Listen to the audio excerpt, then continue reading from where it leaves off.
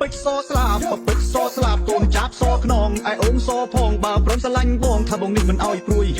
យោដល់តែពេលស្រូវទុំលក់ទិញមីឲ្យមុំព្រោះស្រូវមួយកថាំងដើរលេងចូលឆ្នាំតើអូននឹងព្រមទេតើអូននឹងព្រមទេអូន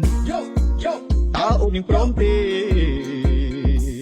អូនតើអូននឹងព្រមទេ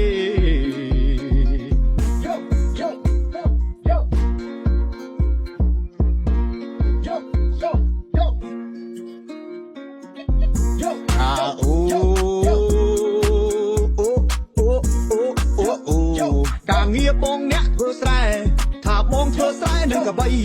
ការងារបងអ្នកធ្វើស្រែថាបងធ្វើស្រែនឹងអក្របីបើសិនជាអូនអ្នកអប៉ែតីថ្លៃអើយតើអូននាងចង់មកបានអីឲ្យតែនាងអងព្រមអស្រដីនាងអើយបងព្រមធ្វើតាមមកទាំងអស់តាមធ្វើតាមមកទាំងអស់តាមធ្វើតាមមកទាំងអស់